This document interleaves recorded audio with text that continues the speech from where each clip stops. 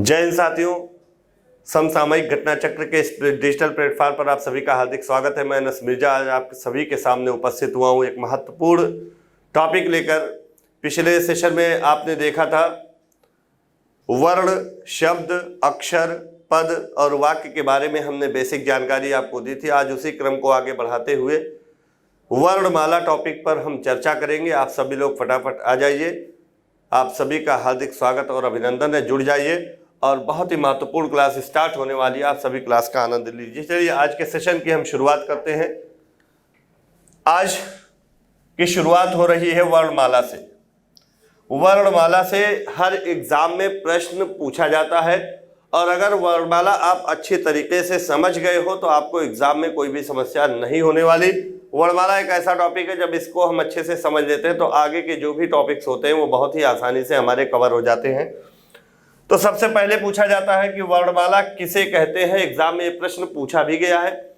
वर्णों के व्यवस्थित और क्रमिक समूह को वर्णमाला कहते हैं। अगर विकल्प में दिया हो वर्णों के समूह को वर्णमाला कहते हैं तो ये आपका गलत हो जाएगा, क्योंकि वर्णों का समूह ही नहीं होता है वर्णमाला में, बल्कि व्यवस्थित या क्रमबद्ध समूह जो होता है वही वर्णमाला होता है। जब आप वर्णमाला में वर्णों को पढ़ते हैं तो जो वर्ण दिए होते हैं उनका जो क्रम होता है वो एक निर्धारित क्रम के अनुसार ही लिखा होता है, जैसे का, खा, ग, घ। अब का के बाद कोई खा के अलावा कोई दूसरा वर्ण नहीं आएगा, इसीलिए कहा जाता है कि वर्णों के क्रमबद्ध और व्यवस्थित समूह को वर्णमाला कहते हैं। इतना आप सभी को पता होगा। अब आइए देखते हैं वर्णमाला जो होती है वो वर्णों की माला ही होती है, यानी वर्णों का समूह होता है। और इसमें कौन कौन से वर्ण होते हैं देखिए, दो शब्द से मिलकर बना है, एक वर्ण और एक माला। माला का मतलब समूह। जैसे अंग्रेजी वर्णमाला आप पढ़ेंगे तो ABCDEFGH ऐसे करके Z तक आपको 26 वर्ण मिलेंगे। वैसे हिंदी वर्णमाला जब आप पढ़ेंगे तो आ स्वरों को देखेंगे, ई उ ऊ, ऐसे व्यंजन को देखेंगे तो का, खा, गा, घ, अंगा, इस तरह से आपको 52 वर्ण मिलेंगे। तो यहाँ पर अगर प्रश्न पूछा जाए हिंदी वर्णमाला में वर्णों की संख्या कितनी है, तो हिंदी वर्णमाला में वर्णों की संख्या कितनी हो जाएगी? 52 हो जाएगी। जैसा कि अंग्रेजी वर्णमाला में आप देखते हो वर्णों की संख्या 26 होती है। तो यहाँ पर वर्णों का समूह होता है। और कैसे कैसे वर्ण होते हैं? स्वर और व्यंजन, दो तरह के वर्ण होते हैं जिसको इंग्लिश में वावेल और कॉन्सोनेंट कहते हैं। तो ये अभी तो मैंने वर्णमाला की परिभाषा बताई। आगे चलते हैं अब हिंदी वर्णमाला की तरफ। तो हिंदी वर्णमाला जो होती है मैंने आपको बताया इसमें 52 वर्ण है। और यहाँ पर जो पॉइंट लिखा गया है, हिंदी वर्णमाला देवनागरी लिपि में लिखी जाती है। यानी अगर लिपि पूछा जाए हिंदी की तो कौन सी है, या भी प्रश्न पूछा गया है, देवनागरी है। देवनागरी लिपि कहाँ से? बाएं से लेकर दाएं लिखी जाती है। और यह किसका शुद्ध रूप है अगर प्रश्न पूछ लिया जाए तो यह ब्राह्मी लिपि का शुद्ध रूप है या परिष्कृत रूप है। ब्राह्मी लिपि जो होती है वो कैसी लिपि होती है? संस्कृत की जो लिपि होती है वो ब्राह्मी लिपि होती है। और आपको पता है कि हिंदी का विकास या हिंदी का निर्माण किससे होता है? प्राचीन आर्य भाषा अर्थात संस्कृत से होता है। संस्कृत के बाद पाली, पाली से प्राकृत, प्राकृत से अपभ्रंश, अपभ्रंश से अवहट्ट, उसके बाद हिंदी आई। तो यहाँ पर जो ब्राह्मी लिपि है इसी का जो परिष्कृत रूप है, शुद्ध रूप है, वही देवनागरी है। अगले बिंदु में यहाँ पर दिया गया है देवनागरी लिपि में लिखी जाने वाली वर्णमाला में कुल वर्णों की संख्या कितनी है? 52 है। देवनागरी लिपि में लिखी जाने वाली वर्णमाला अर्थात हिंदी वर्णमाला की बात कर रहा है, उसमें कितने वर्ण हैं? 52 वर्ण है, जिसमें 11 स्वर हैं, 2 अयोगवाह हैं। अयोगवाह में अनुस्वार और विसर्ग आता है, यानी अंग और अह आता है, इसको भी शामिल किया गया वर्णमाला में। और 33 जो है वो मूल व्यंजन है। ये जो मूल व्यंजन है 33, ये का से लेकर हा तक हैं। कहां से कहां तक? का से लेकर हा तक हैं। आप देखोगे का से लेकर मा तक 25 वर्ण है, जैसे का, खा, गा, घा, अंगा, चा, छा, जा, झा, इया, टा, ठा, डा, ढा, अड़ा, ता, था, दा, धा, ना, पा, फा, बा, भा, मा। 5 वर्ग है, 25 वर्ण। उसके बाद या, रा, ला, वा, 4 29 हो गए। फिर शा, सा, सा, हा 29 और 4 33। तो ये जो का से लेकर हा तक है ये 33 मूल व्यंजन है और 2 अयोगवाह हैं और 11 स्वर हैं। तो इस तरह से हम देखेंगे तो पूरा 52 तो अभी हुआ नहीं, इसके अलावा और भी अन्य वर्ण है जिनको जोड़कर हम वर्णमाला में 52 वर्ण काउंट करते हैं। 4 संयुक्त व्यंजन जोड़ेंगे, फिर आप जोड़ेंगे 2 उच्छिप्त व्यंजन। इस तरह से जब हिंदी वर्णमाला की बात करेंगे तो टोटल वर्ण कितने हो जाएंगे? 52। अभी आगे डिटेल में सारी चीजों को पढ़ना है। अभी आपको परिभाषा मैंने बताई केवल, हिंदी वर्णमाला किसे कहते हैं। तो हिंदी वर्णमाला जो होती है इसमें वर्णों का क्रमबद्ध और व्यवस्थित समूह होता है, और यह जो हिंदी वर्णमाला है इसमें कुल 52 वर्ण होते हैं, और यह देवनागरी लिपि में लिखी जाती है, और यह देवनागरी लिपि जो होती है ब्राह्मी लिपि का परिष्कृत यानी शुद्ध रूप होता है। इतनी बातें हमने पढ़ा। और वर्णमाला के 52 वर्णों में स्वर कितने अगर पूछा जाए तो 11 है। अयोगवाह कितने हैं? 2 हैं। अयोगवाह किसे कहते हैं? अनुस्वार और विसर्ग को कहते हैं। आगे चर्चा होगी इस पर डिटेल में। और जो 33 मूल व्यंजन है वो का से लेकर हा तक है। चलिए अगले बिंदु की ओर चलते हैं। अगला बिंदु, अब यहां पर हम देखेंगे स्वर के बारे में। स्वर, अगर आपसे प्रश्न पूछा जाए कि स्वर किसे कहते हैं, स्वर किसे कहते हैं, तो आप सभी लोग पढ़ते आ रहे हो काफी समय से कि स्वतंत्र रूप से बोले जाने वाले वर्ण स्वर कहलाते हैं। यहां पर मैं नोट कर देता हूं, स्वतंत्र रूप से बोले जाने वाले वर्ण स्वर कहलाते हैं। ये आप सभी को परिभाषा पता होगी।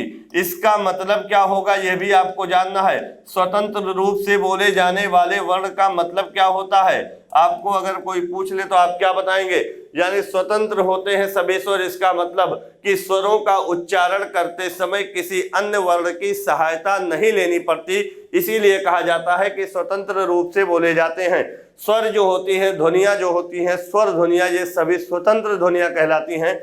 अब एक बात और समझने का प्रयास कीजिएगा कि जब हम किसी भी वर्ण का उच्चारण करते हैं, कुछ भी वर्ण बोलते हैं, तो उच्चारण करने के दौरान मुख से हवा बाहर निकलती है। बिना मुख से वायु के बाहर निकलने के कोई भी वर्ण का उच्चारण करना संभव नहीं है। बिना मुख से हवा निकले कोई भी उच्चारण नहीं होगा। जब हम स्वर वर्ण का उच्चारण करते हैं, स्वर वर्ण का, तो उच्चारण करते समय मुख से निकलने वाली जो वायु होती है, जो हवा होती है, ये मुख के अवयव जो होते हैं उससे बाधित नहीं होती है। बिना अवरोध उत्पन्न हुए ही मुख से निकलने वाली हवा बाहर निकलती है, तो ऐसे वर्ण कहलाते हैं स्वर। तो एक लाइन में परिभाषा बनती है कि ऐसे वर्ण जिनका उच्चारण करते समय मुख से निकलने वाली हवा मुख के अवयवों से बाधित ना होकर सीधा मुख से बाहर निकले, ऐसे वर्ण स्वर कहलाते हैं। और इसी को कहा जाता है कि स्वतंत्र रूप से बोले जाने वाले वर्ण स्वर कहलाते हैं। यहां पर अगर बात की जाए स्वरों की संख्या की, अगर हम संख्या की बात करें तो अभी पीछे हमने लिखा था कि स्वरों की संख्या कितनी होती है? 11 होती है। स्वरों की संख्या कितनी है? 11 है। यहां पर सामने दर्शाया गया, इसका आप लोग स्क्रीनशॉट ले लीजिएगा। आ इ ई उ ऊ री ए ऐ ओ औ। अब अगर हम बात करें इन 11 स्वरों में उच्चारण स्थान किस स्वर का कहां से है, तो यहाँ पर जो आ और आ है, इन दोनों का उच्चारण स्थान क्या लिखा हुआ है? कंठ।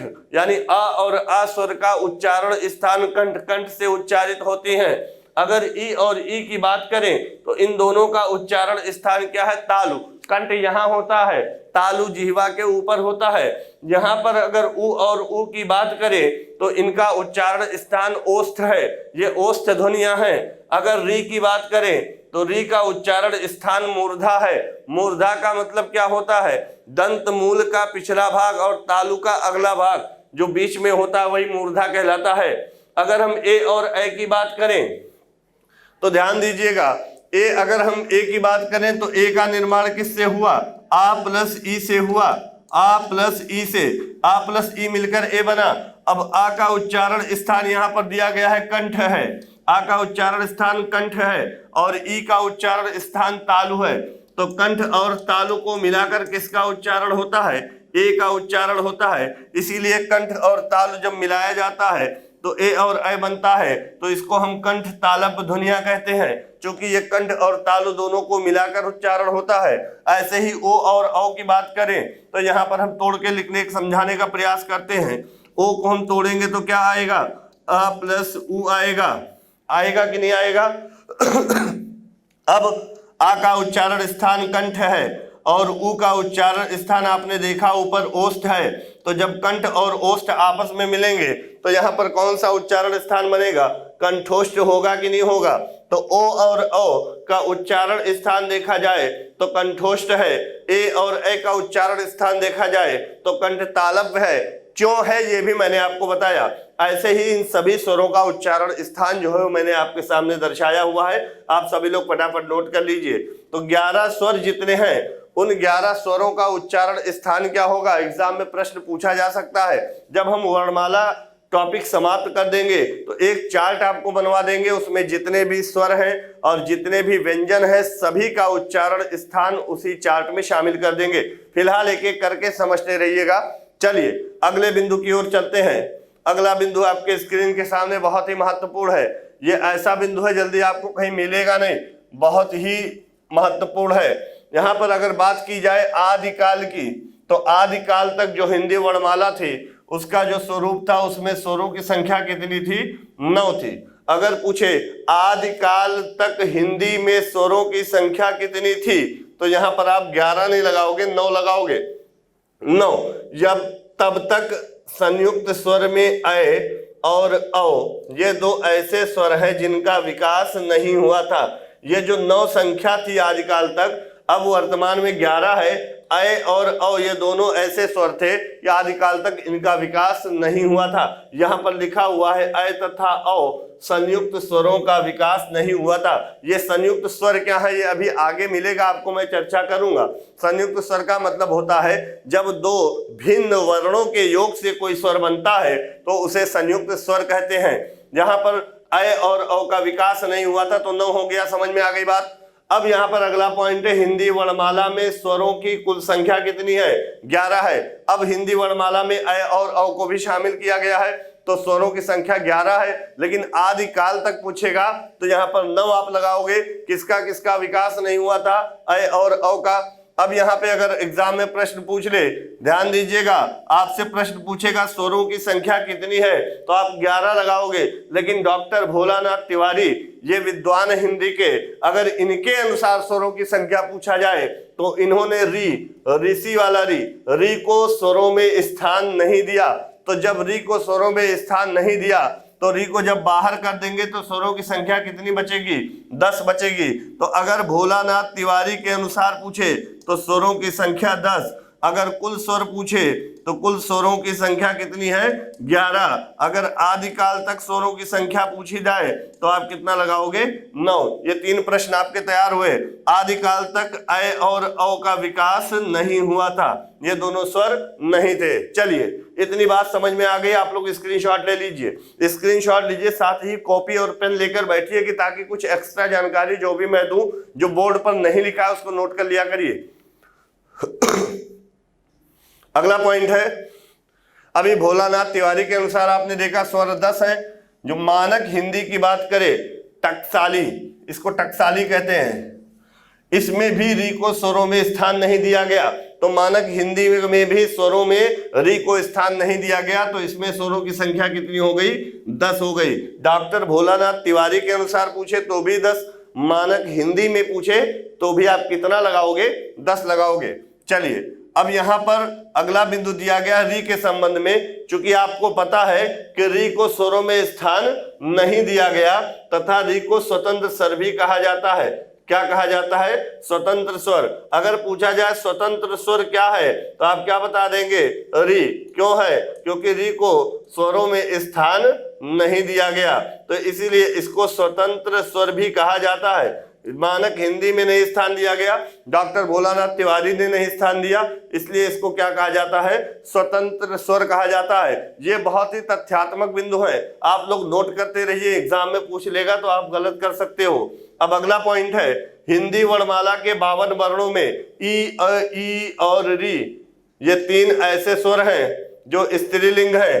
3 ऐसे स्वर कह लीजिए या 3 ऐसे वर्ण कह लीजिए, चूंकि टोटल 52 वर्णों की बात हो रही है और 52 वर्णों में 3 ऐसे वर्ण हैं जो स्त्रीलिंग में आते हैं, शेष सभी पुल्लिंग हैं। आपको याद कर लेना है ई यानी ह्रस्व ई और दीर्घ ई और साथ ही साथ री, ये तीनों स्त्रीलिंग में आते हैं। किस में आते हैं? स्त्रीलिंग में आते हैं। शेष सभी जो वर्ण बचते हैं 49, वो कौन से वर्ण होते हैं, अगर लिंग निर्धारित किया जाए तो ये पुल्लिंग में आते हैं। यहाँ पर नोट कर लीजिएगा, ई और री स्त्रीलिंग है, शेष सभी वर्ण क्या है, पुल्लिंग है। तो आपको इतनी बातें पता चली कि भोलानाथ तिवारी ने री को स्वरों में स्थान नहीं दिया। इनके अनुसार स्वरों की संख्या 10 है। मानक हिंदी में भी री को स्वरों में स्थान नहीं दिया, अतः इसमें कितनी है संख्या स्वरों की, 10। हिंदी में स्वरों की संख्या 11। आदिकाल तक स्वरों की संख्या 9, तब तक अ तथा अ स्वरों का विकास नहीं हुआ था। अब बात की जाए स्वतंत्र स्वर किसे कहते हैं, तो री को कहते हैं। समझ में आई बात। अब यहाँ पर स्त्रीलिंग पुल्लिंग के आधार पर देखा जाए टोटल 52 वर्णों में तो ई और री ये स्त्रीलिंग है, शेष सभी क्या है, पुल्लिंग है। चलते हैं अगले पॉइंट की ओर। अब यहाँ पर जो पॉइंट है हमारा वो स्पेशल आ से रिलेटेड है। किससे, आ से, जिसको आप छोटा आ कहते हो। अगर सही भाषा में बोला जाए व्याकरण में तो ह्रस्व आ है, आ दीर्घ आ है, ह्रस्व आ है। तो छोटा आ बड़ा आ हम लोग बचपन में बोलते थे, वो समझने के लिए बोलते थे।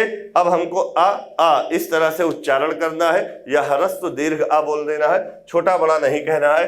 तो यहाँ पर इसके बारे में कई बातें ऐसी हैं जो बेहद महत्वपूर्ण है, बहुत ही आवश्यक है, आपको जानना है, एग्जाम ओरिएंटेड है। तो पहला बिंदु हम देखते हैं, स्वरों में अ की उत्पत्ति सबसे पहले हुई। सबसे पहले कौन सा स्वर आता है, आ। तो इसीलिए आ को क्या कहा जाता है, आदि स्वर।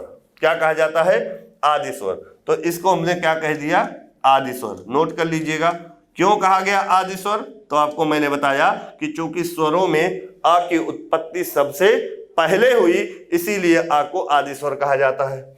दूसरा बिंदु है कि आ अनंत का बोधक है। किसका बोधक है, अनंत का बोधक है। तो आ को इसीलिए और एक नाम से जाना जाता है, अनंत बोधक है, इसीलिए आ को अबोध वर्ण कहा जाता है। इसीलिए आ को क्या कहा जाता है, अबोध वर्ण कहा जाता है। तो ध्यान दे दीजिएगा, आ को अबोध वर्ण या अबोध स्वर भी कहा जाता है, आ को आदि स्वर भी कहा जाता है।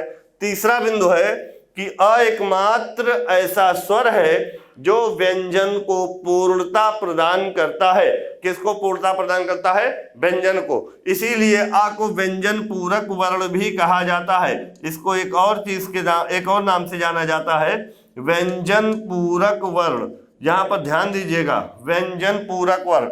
जैसे अगर हम लिखें का और नीचे हलंत लगा दे तो इसको हम आधा का पढ़ते हैं, इसमें स्वर शामिल नहीं है। लेकिन अगर हलंत को हटा के ऐसे लिखें तो ये पूरा का है, यानी ये जो व्यंजन लिखा है का ये पूरा है। अब इसमें आप देखोगे आ स्वर मिला है कि नहीं मिला है। यहाँ पर आप देखोगे कोई भी व्यंजन जब आप लिखोगे तो उसमें आ स्वर मिला होता है। तो जब तक आ स्वर किसी व्यंजन में मिला नहीं होता है तब तक वह व्यंजन पूरा नहीं होता है। जब आ स्वर निकला होता है तो उसे आधा व्यंजन कहते हैं। तो इसीलिए आ व्यंजन को पूर्णता प्रदान करने में सहायता करता है। इसीलिए आ को क्या कहते हैं, व्यंजन पूरक वर्ण भी कहा जाता है। समझ में आ गया होगा। चलिए, तो आ को और क्या कहते हैं, आदि स्वर कहते हैं। अनंत बोधक कहे, इसीलिए इसको अबोध वर्ण कहते हैं। और व्यंजन को पूर्णता प्रदान करने में सहायता करता है, इसीलिए इसे व्यंजन पूरक वर्ण भी कहा जाता है। और भी बहुत सारी बातें हैं आ के बारे में, देखते हैं हम लोग। यहाँ पर लिखा हुआ है, आ एकमात्र ऐसा स्वर है जो व्यंजन के अस्तित्व को बचाने के लिए स्वयं के अस्तित्व को कुर्बान कर देता है। इसीलिए आ को क्या कहते हैं, शहीद वर्ण कहा जाता है। तो आ का एक नाम और है, आ को क्या कहते हैं, शहीद वर्ण कहते हैं। नोट कर लीजिएगा, बहुत बार एग्जाम में पूछा गया है कि निम्नलिखित में से शहीद वर्ण कौन सा है, तो केवल एकमात्र ऐसा वर्ण है आ जिसको हम शहीद वर्ण कहते हैं। क्योंकि ये सभी व्यंजनों के अस्तित्व को बचाता है, और जब व्यंजन के साथ आ मिल जाता है इसका कोई अस्तित्व नहीं रहता है, स्वयं के अस्तित्व को कुर्बान कर देता है लेकिन व्यंजन को पूरा कर देता है। इसीलिए इसको क्या कहते हैं, शहीद वर्ण कहते हैं। अगला पॉइंट है, आ एकमात्र ऐसा वर्ण है कि जिसका उच्चारण हम ना चाहते हुए भी लेते हैं। इसीलिए आ को अनैच्छिक स्वर भी कहा जाता है। ध्यान से सुनिएगा, जैसे हमने यहाँ पर लिखा हुआ है का, अब इसमें आ तो है नहीं, लेकिन जब इसका उच्चारण करेंगे का तो आ अपने आप निकल आएगा। जैसे लिखा हुआ है खा, यहाँ पर भी हलंत लगा है, इसमें आ तो है नहीं, लेकिन जब इसका उच्चारण करेंगे तो आ का उच्चारण होगा ही। बिना आ का उच्चारण के इसका उच्चारण नहीं कर सकते, यानी आ नहीं भी है, बिना इच्छा के ही इसका उच्चारण किया जा रहा है। तो इसीलिए आ को और क्या कहते हैं? अनैच्छिक स्वर कहते हैं। क्या कहते हैं? अनैच्छिक स्वर कहते हैं। तो आ के बारे में बहुत सारी बातें हैं जो मैं आपको एक एक पॉइंट करके बता रहा हूं। यहाँ पर लिखा है आ एक ऐसा वर्ण जिसका उच्चारण हम न चाहते हुए भी लेते हैं, इसीलिए आ को क्या कहा जाता है? अनैच्छिक स्वर। तो यहाँ पे शहीद वर्ण भी कहा जाता है, अनैच्छिक वर्ण भी कहा जाता है। और यहाँ पर आ के बारे में बताया व्यंजन पूरक वर्ण भी कहा जाता है, आ को अबोध वर्ण भी कहा जाता है, आ को आदि स्वर भी कहा जाता है। तो ये सारी चीजें आपको जाननी होंगी। अगले बिंदु पर देखते हैं। यहां पर आ बहुत ही इंपॉर्टेंट है, ये बहुत ही इंपॉर्टेंट है। आ एकमात्र ऐसा स्वर है जिसकी कोई मात्रा नहीं होती। यहां पर देखिएगा जितने भी स्वर हैं, कितने स्वर हैं? 11। वो 11 स्वर जो होते हैं उनमें आ के अलावा सभी स्वर व्यंजनों के साथ मात्रा के रूप में शामिल किए जाते हैं, जोड़े जाते हैं। लेकिन आ ऐसा स्वर है जिसकी कोई मात्रा नहीं होती, इसीलिए आ को क्या कहते हैं? इसीलिए आ को कहते हैं अमात्रिक वर्ण। ध्यान से नोट कर लीजिएगा, आ को क्या कहा जाता है? अमात्रिक वर्ण कहा जाता है। अगर पूछे क्यों कहा जाता है तो आप बता सकते हो, क्योंकि आ एकमात्र ऐसा स्वर है जिसकी कोई मात्रा नहीं होती। और बाकी आप देखेंगे दीर्घ आ है, इसकी मात्रा होती है, जैसे का में जुड़ेगा तो ऐसे का पर आ की मात्रा। अगर हम ई की बात करें तो इसमें भी का में ई की मात्रा जुड़ जाएगी, ये सभी मात्रा के रूप में जुड़ेंगे। अगर हम ऊ की बात करें तो ये भी मात्रा के रूप में जुड़ जाएगा। अगर हम दीर्घ ऊ की बात करें तो यहाँ पर भी मात्रा के रूप में जुड़ जाएगा। अगर हम री की बात करें तो यह भी मात्रा के रूप में इस तरह से जुड़ जाएगा। अगर हम ए की बात करें तो यह भी मात्रा के रूप में जुड़ जाएगा। अगर हम ओ की बात करें तो ए की बात करें या ओ की बात करें तो ये दोनों भी मात्रा के रूप में जुड़ जाएंगे कि नहीं? तो सभी आप देखोगे, सभी स्वर जो है मात्रा के रूप में जुड़ रहे हैं, लेकिन आ की कोई मात्रा नहीं होती, इसीलिए आ को क्या कहते हैं? अमात्रिक वर्ण कहते हैं। अब आ को जोड़ेंगे तो का ऐसे ही तो लिखेगा, इसमें कोई मात्रा दिख रही है नहीं, तो आ को क्या कहते हैं? अमात्रिक वर्ण कहते हैं। समझ में आ गया होगा।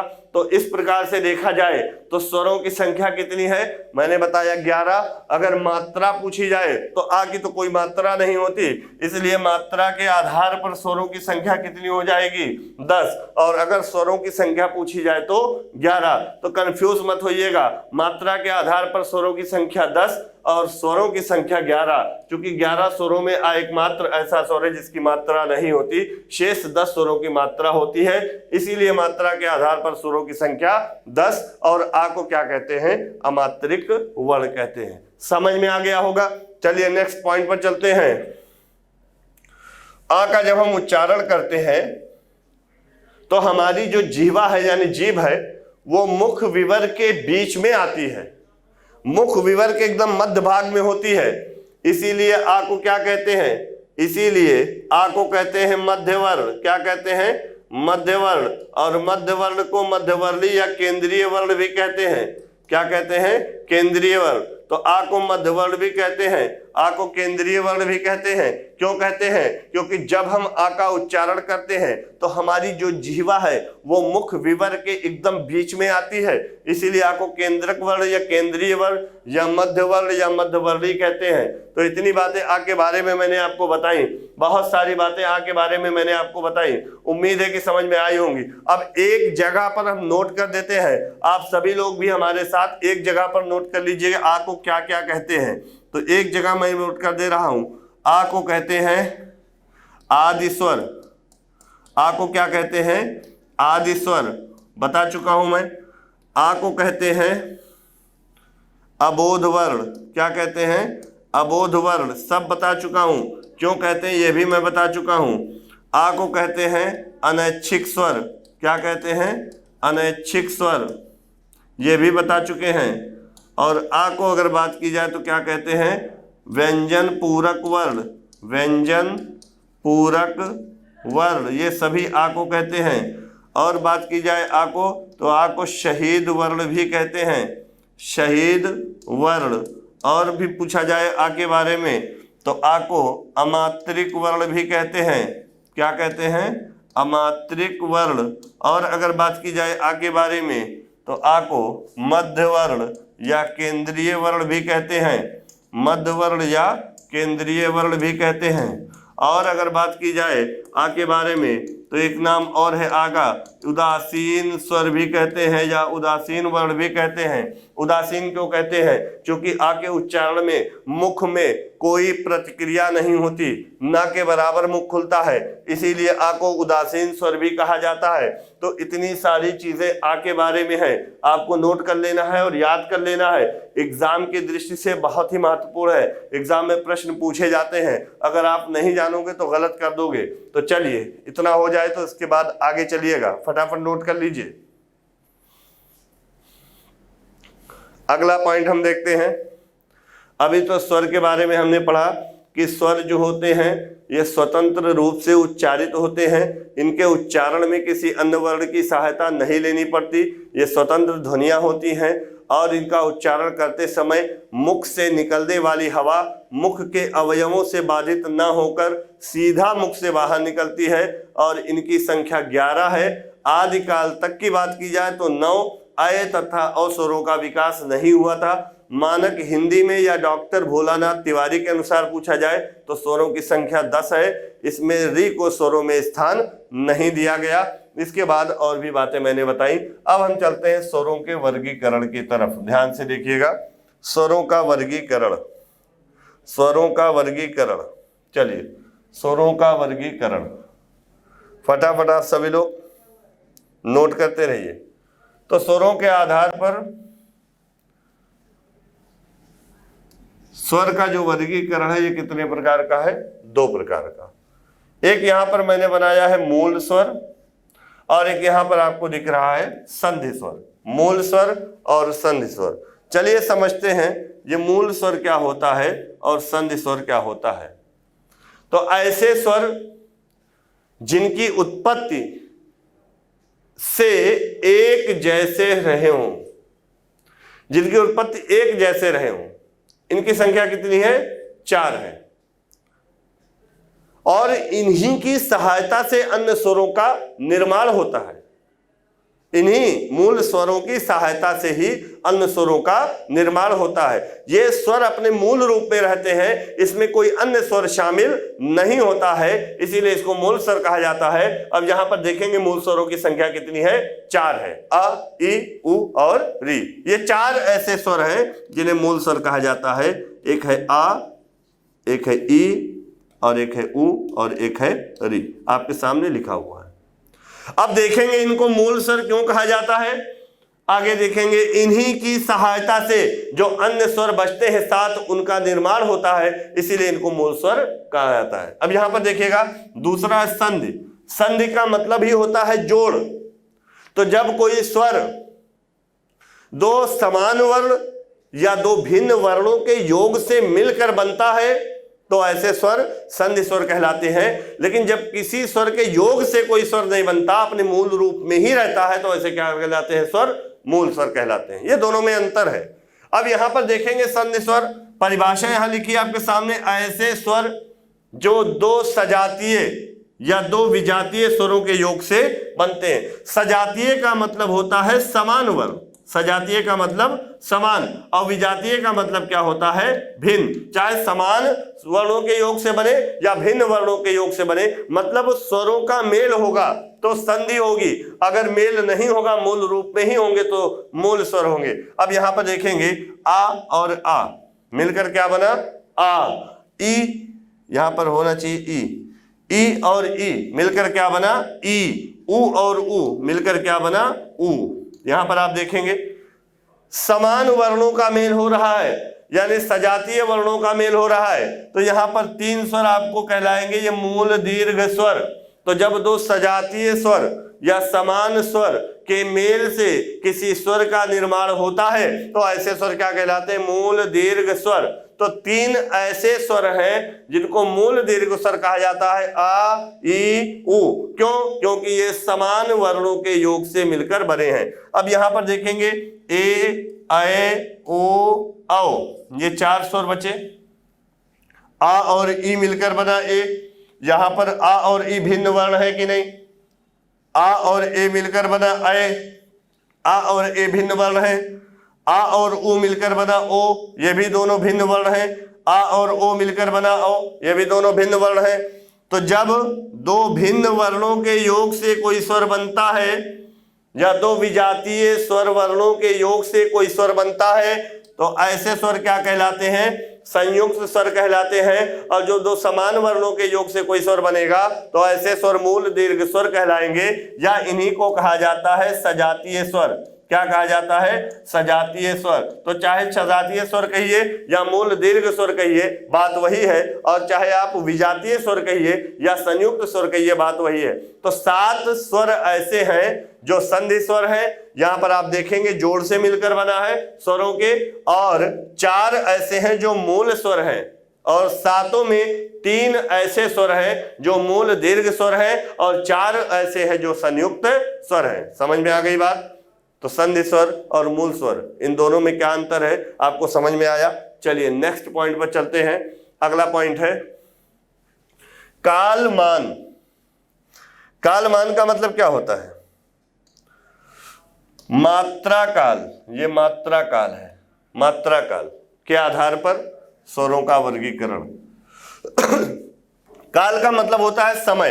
क्या होता है? समय के मान के आधार पर यह मात्रा काल, मात्रा मतलब मात्रा, काल मतलब समय, मात्रा में लगने वाला समय, इनके आधार पर स्वर का अगर वर्गीकरण किया जाए या कह दिया जाए कि स्वरों का जब उच्चारण किया जाता है तो उच्चारण करने में जो समय लगता है उन्हें ही मात्रा काल या कालमान कहते हैं। बोलने में लगने वाले समय को मात्रा काल या कालमान कहा जाता है। और इस आधार पर अगर देखा जाए तो स्वरों के 3 भेद होते हैं। एक होता है ह्रस्व स्वर, एक होता है दीर्घ स्वर, और एक होता है प्लुत स्वर। ह्रस्व स्वर, दीर्घ स्वर और प्लुत स्वर। अब ह्रस्व स्वर किसे कहते हैं? ह्रस्व का मतलब होता है लघु, छोटा। दीर्घ का मतलब होता है बड़ा, या दीर्घ का मतलब होता है गुरु। लघु का उल्टा गुरु, ह्रस्व का उल्टा दीर्घ, और एक होता है प्लुत स्वर। तो पहले ह्रस्व और दीर्घ इन दोनों को हम देखते हैं। ह्रस्व का मतलब लघु यानी छोटा। छोटा स्वर कौन होता है? जिनका उच्चारण करने में, जिनको बोलने में बहुत कम समय लगे। मात्रा के आधार पर देखा जाए तो 1 मात्रा का समय लगे।